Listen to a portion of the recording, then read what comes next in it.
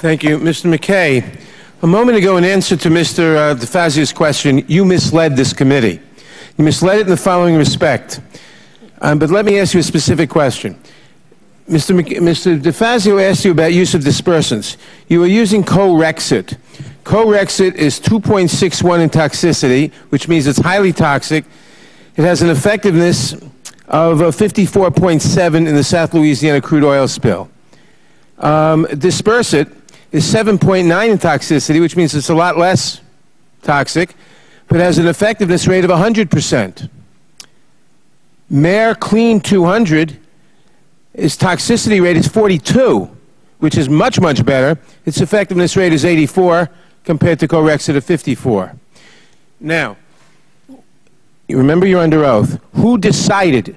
And don't tell me the National Incident Command. They authorized the use, as I understand, of any dispersant on this list.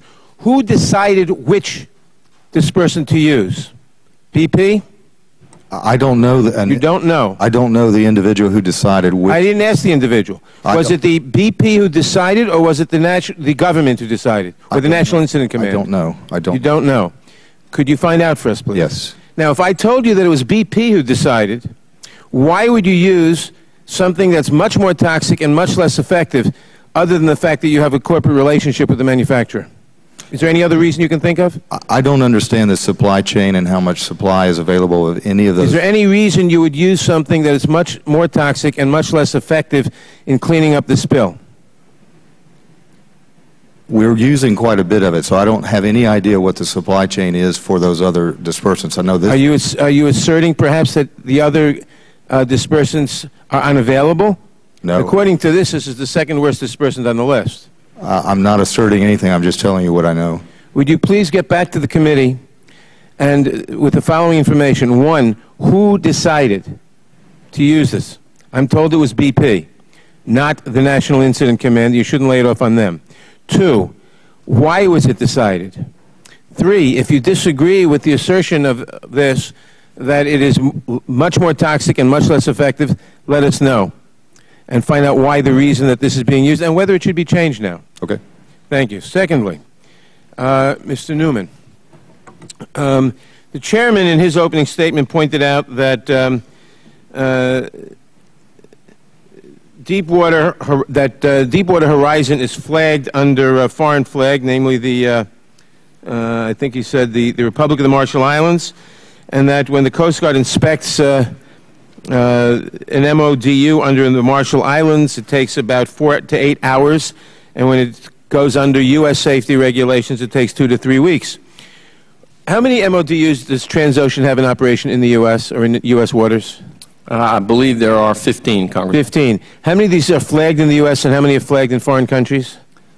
I'm not aware of the flag status of every one of those vessels. Oh, roughly. I believe they're foreign flagged. They're all, most or all of them are foreign flagged. I believe that's correct, Congressman. Aside from the fact that by foreign flagging them, you get much more lenient and presumably therefore much more dangerous to the end user, to the end safety regulations. You don't have to comply with U.S. safety regulations.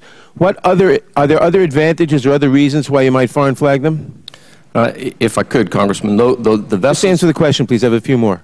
The vessels that are operating in the U.S. Gulf of Mexico are subject to 3 sets of regulatory regimes: the class society, the flag state, and the coastal state. And the coastal state in the federal waters of the U.S. Gulf of Mexico is the Coast Guard. And yet, the Coast Guard witnesses before the Marine Board of Investigation of the Deepwater Horizon accident have testified that a U.S. Coast Guard inspection of a U.S. flag mobile offshore drilling unit takes 2 to 3 weeks, while the safety examination of a foreign flag MODU such as the Deepwater Horizon takes 4 to 8 hours. In other words, it's much less thorough. If the Coast Guard is conducting both the flag state inspection and the coastal state inspection, they will obviously spend more time on the vessel. If they are only conducting the which is another way of saying they're being more thorough on the vessel. If they are only conducting the coastal state inspection. Yes, which is another way of saying that they're being more thorough if they're doing both and if they're doing only the one. Correct? I wouldn't agree with that assumption, Congressman, because I think part of the inspection when they are performing the coastal state inspection is to review the performance of the flag state inspection and the classification society inspection. And so they are relying on the thoroughness of those other parties. Let me ask Mr. McKay one question. I understand and I appreciate the fact that you've said that you're going to ignore the $75 million liability limit and that you're going to pay all the damages for people who can show that they're really damaged, and I appreciate that.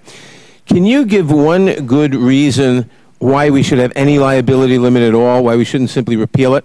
Now, I understand that one obvious reason would be to say, well, that if we didn't have a liability limit, there'd be fewer companies would want to drill, and maybe that should be. And then one would say, well, why not get insurance for that? And one might say that, well, insurance would be too expensive. And if that were the answer, one might say, well, isn't the market telling you in that case that you shouldn't be doing it there or in that way? Could you comment on all this? We've not, I have not, and we've not addressed any sort of policy issues around liability limits. We know in this particular case that we've accepted that we're a responsible party. We're going to fulfill our obligations to that, and we have not, and we've been very clear we're not going to. So you wouldn't oppose a legislative move to remove or greatly raise liability limits? I'm sorry, I couldn't hear you. You wouldn't object to or oppose a congressional move to either remove or greatly raise by orders of magnitude liability limits? I don't think I can commit to what we would do, but I don't, we're focused on this issue right now. Okay. Thank you very much. My time has expired.